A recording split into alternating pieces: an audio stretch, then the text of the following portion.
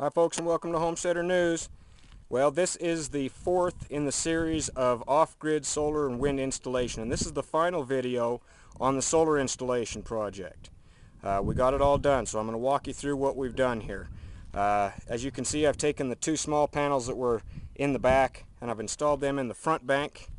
I've installed that brand new Corsair 135 watt panel up here with another 135 watt panel in the back.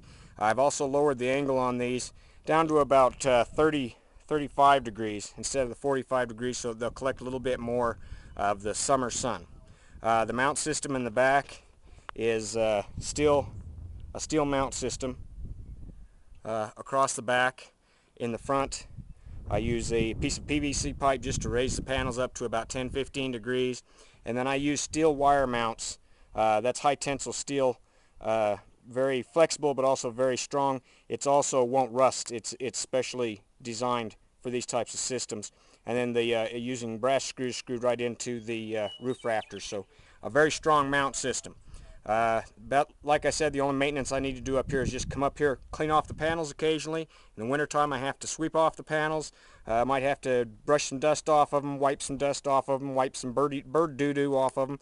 That's about it. The wiring system, just two wires. That's it. All of the panels run into the common wire, and then I've got a front bank wire and a back bank wire, and those run down to underneath the porch and then run over to the shed. So let's go on over to the shed now. As you can see, I've got the panel installed and we're ready to go. I shouldn't have to get out on this roof for a while now, maybe not until winter, let's hope. Okay, here I am on the porch where I had my wires coming down through. As you can see, I've arranged them a lot neater now. The two wires come down and then connect into that common heavier wire, and I've just covered the connection up with a clear plastic box, and all the connections are wrapped up in good electrical tape. The plastic box just keeps any moisture from condensing possibly around those wires. And then you'll notice the wire just runs over to the shed, and I leave a little bit of slack in it so that any moisture that might get onto that cord, snow or anything like that, will drip off in the middle rather than run back up to the wire connections or back into the shed. And it's real nice to have my corner back so that I could put my barbecue over here instead of all those big batteries. I got more room on my porch now. Okay, let's go out and take a look at the batteries. Okay folks, here we are in my workshop shed. As you can see, I've got a bench in here, and in this shed here is where I keep my washer and dryer. And over there where that chair is that's where we're going to put that Sundance or refrigerator freezer when it comes here in a couple of weeks. And when it comes, I'll explain that to you. It's a 8 cubic foot freezer that'll run off of just one solar panel. An 80-watt solar panel is what it says it will take. So we're going to put that over there. Now the equipment inside, as you can see, I've installed that Blue Sky Energy MPPT power controller up here, and it says my batteries are already full. And I can tell you, as soon as I put that new panel up there, it made a big difference in my system. With that Blue Sky power controller, it charged my batteries up in short time. And that's good because it tells me now that I can add some additional batteries to my system so I can start getting a little bit more storage power out of my system than what I had in the past. Now I've just attached that. It comes with screws. I've attached that to the wall with 2x4, giving it enough room for air circulation around it. They don't build up much heat, but you still want to have a little air circulation. And I keep the instructions right there handy in case I have an error code or something like that that I need to read. I can pull those instructions out. Now you can see the wires that run down from the power controller.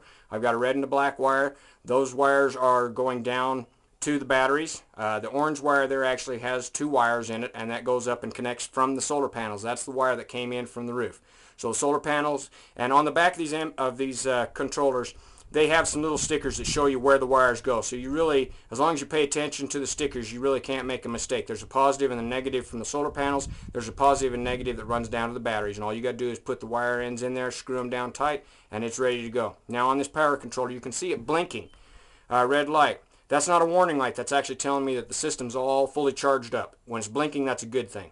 And then you can switch it, if you want to, you can switch it down and see how many amps you're getting out of your system. Now, as long as the battery's charged, the amps coming in will only be equal to the amount of amps going out. So if there's something on in my house, like right now I've got my laptop on inside my house, and by switching the switch down again, I can see how many amps is being used on the inside of the house.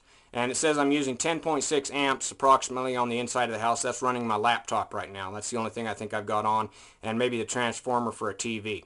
And then you switch it back up and you can see that the solar panels are putting in just about the same amount, 9.6 amps. And what it's doing is it's keeping that balance so that instead of draining my battery, basically my laptop right now is just running off of my solar panels, and my batteries are being kept full. That's the good thing about an MPPT power controller is if you run your items during the daytime when the sun is up, it will just let them run straight off of the panels instead of drain your batteries. That way your batteries will be completely full at night, so you've got a full system, so when you decide to run off the batteries when the sun has went down, then you're going to have all that power left in your batteries. So one good feature about the MPPT is that they keep those batteries completely full.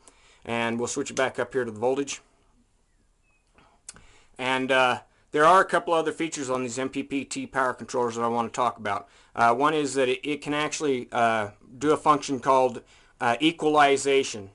And that is when your batteries over time will develop spaces in between the panels that are not holding a charge as well. Bubbles and things like that, gases that build up inside a battery when it's charged, discharged, and then recharged again over a long period of time.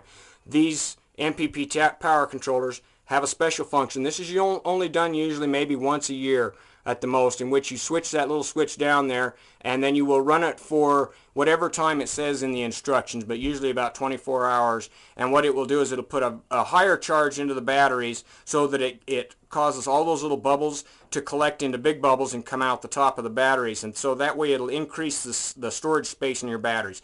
Only needs to be done occasionally, and usually not on new batteries at all. Usually just on batteries that have been charged and recharged many times would you have to do that. Always follow the instructions because you need to watch your batteries very closely when you're doing equalization, because they are going to be releasing gas. There's a possibility that you could run out all the water in a battery because it heats it up more. So follow the directions if you're doing an equalization. Now you can see that the wires run down there and they run into the power bank, the battery bank. Now, little discussion on wires. What I've got here is 4 batteries. I've got 2 of those D8 series batteries. I've got 2 of the Trojan T105 batteries that I showed you there.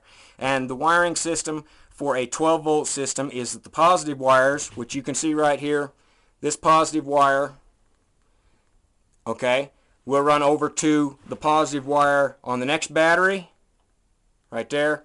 That wire runs around to the next battery over there, and then it comes back around to the positive wire on this battery over here. So all the positive wires are connected together, and all the negative wires are all connected together. That's for a 12 volt system. If you were running 6 volt batteries to make a 12 volt system, then what you would need to do is run the positive wire to the negative connection on one battery, and then the negative connection on the battery, first battery, and the positive connection on the second battery, then produce 12 volts.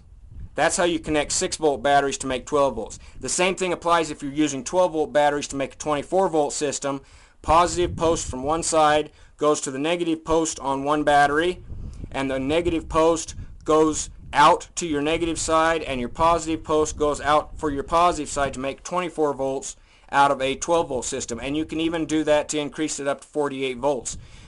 This system is set up for 12 volts, so positive to positives and negatives to negatives. Now, one thing that I've seen people make a lot of mistake when they're putting an off-grid system together, and that is where they make their connection up to their inverter. Now you can see that I'm still using those battery clamp connections. I am going to be taking those clamps off, and I'm going to run that wire right there to one of these wires right here, but I left them on here just so I could identify what wire that I'm showing you here. There's the positive wire that runs up to the inverter, and over here is the negative wire that runs up to the inverter.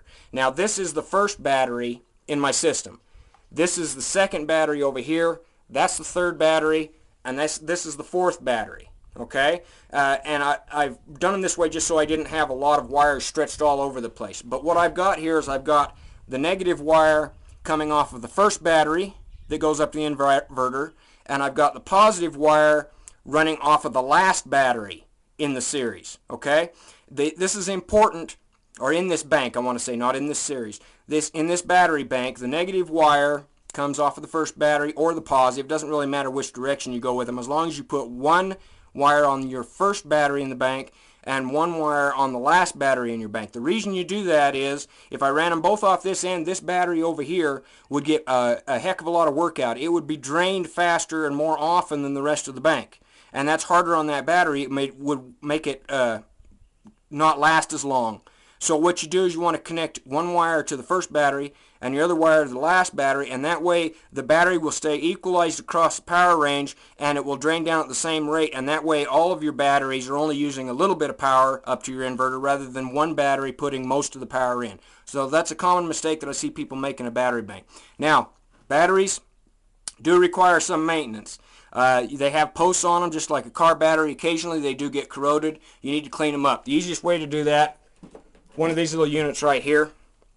You can get this at any parts supply store, and you simply put that over the top of the post and you clean it up. If you have to take the connections off, this little cap comes off and it has a wire brush in there. You just need to watch your connections, make sure they're tight.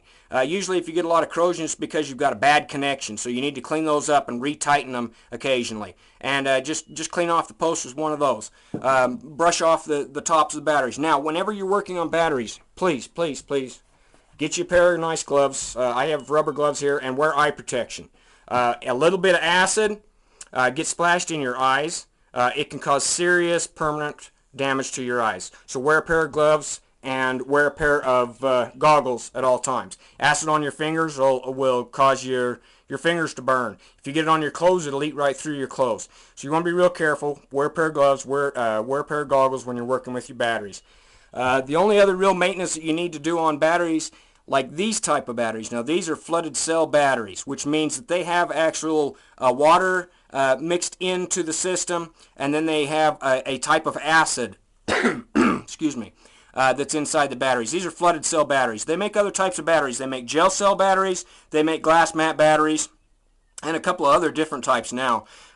These flooded cell batteries are not as expensive, and that's why I use those, but they do require more maintenance. The gel cell batteries are sealed. They don't require any maintenance. The glass mat batteries are sealed. They don't require any maintenance. You don't do anything to those at all. You don't even have caps or access to do anything to them. These batteries, as you notice, all have caps on the top of them like a car battery.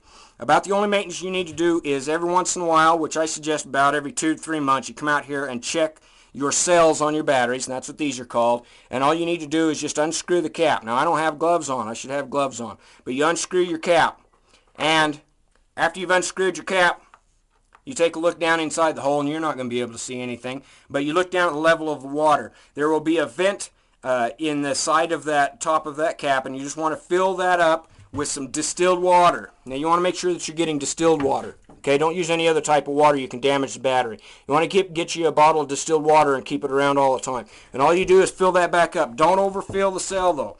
All you want to do is just put in enough that it comes to the bottom of the vent, and you'll see it in there. It's just a little slot in there.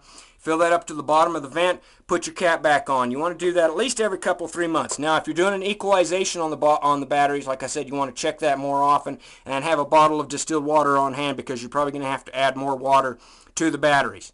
That's really about the only maintenance that you need to do. Check your connections, make sure everything's working and is tight, and then check it every once in a while, check those vents and see if you need to add some distilled water to your batteries. There really isn't much else maintenance. You will know when a battery goes bad usually because your voltage won't stay back up, in which case what you need to do is get a battery monitor, put it on each battery, check it, and when you do that you want to check it under load, which means you want to have something running on your system on that battery. Check it. If it doesn't hold up a volts, then it's showing that you've got a bad battery. Like I said, most batteries usually last about 8 years. Some of them will last longer. If you take real good care of them, you don't let them get low on water, you don't let them have bad connections, then you're not going to have a problem with batteries. Now, these batteries are stored out here in my shed, and you want to make sure wherever you store your batteries, they should be outside. Do not store batteries in a house, even in a basement. It's not recommended because batteries do off gas, and that gas that comes off of those batteries is corrosive and could be dangerous to your health. If you breathe that in, it is a corrosive gas. It actually has small particles of an acidic nature that can burn things up. You want it out. You want your batteries to be outside. I have mine in a shed here, and it should have good ventilation. Now, a secret to keeping your battery bank working a lot longer and being more productive is you need to keep your batteries warm in winter and cool in summer. Okay? So you want them in a protected, insulated box or space of some sort so that your batteries will stay nice and warm in winter and cool in summer. If you'll do that, you'll get a lot more use out of your batteries there during wintertime. Just like a car battery, Batteries can lose as much as 50% or more of their power just from the cold. It's a reaction to the cold. So you want to make sure that your batteries are kept warm in winter, especially cool in summer also, because the heat of a battery can make it so it doesn't function as well. So you want to keep your batteries warm in winter, cool in summer. Best way to do that is to have either an insulated box or a shed, an insulated shed, something like that, so that you can keep those at a proper temperature. Your batteries will last a lot longer if you do that. Okay, so I've got those connections that you can see going up to the inverter. I've got a positive one over there, I've got a negative one over here. Those go up those wires right there. They come up to the inverter, and I've got my inverter now set up here. This is that 600 watt XL Tech power inverter. And the wires just come up into the back of it where I showed you those posts and connect into the back of the inverter. And as you can see, the inverter's running, the lights are on, and it's got 2 plugs in the front. Now, that's the system from the solar panels to the batteries to the inverter. And then what it does is I've got a cord here, and I've got a heavy duty power cord that runs into the house. That's the power that runs into the house. And then I've got another cord here that runs power into the shed. That way I can have power out here in the shed for running my tools. And you can see I've got my battery charger for my drill plugged in. That is real convenient. I really like that, because that way I've got my tools and stuff that I use all the time out here in my workshop. I can keep those charged up when I come out here and work on a project. I don't have to plug into my generator anymore, which is what I've been doing for power tools. Now I just plug those batteries in for those power tools, and I can use those. Now, the power cord that goes out to the house, because my cabin is not wired for 110 or 220 volts, I don't have any electrical outlets wired into my cabin. Instead, what I have is a power strip, which looks just like this, and this is the power strip that's running for the shed in here. Okay, the power strip has a breaker switch on it, and in this case it has 6 outlets on it. And I have 2 of those in the house, one upstairs and one downstairs. That's my power system. Instead of outlets in the house through the walls, I just have a power strip. Now, if your house is already wired for 110, 220, you can wire an inverter into that wiring. However, generally that requires an electrician, and it may require that you get a building permit in order to do that. Okay? I just want to make it clear, don't wire your system by yourself into your existing 110 wiring unless you know for sure that you're going to be okay doing that, that you don't need a permit and that you don't need an electrician to do the connection. The reason is, if you've got homeowner's insurance and you go doing that, you may cancel your homeowner's insurance as a result.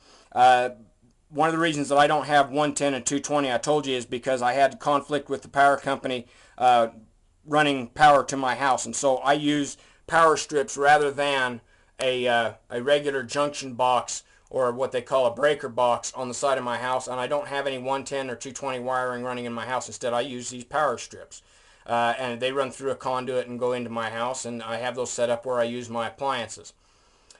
Now, there's always the question of what kind of fuse system that you need. Well, generally for a 12-volt system, you don't need any type of breaker box or special fuses.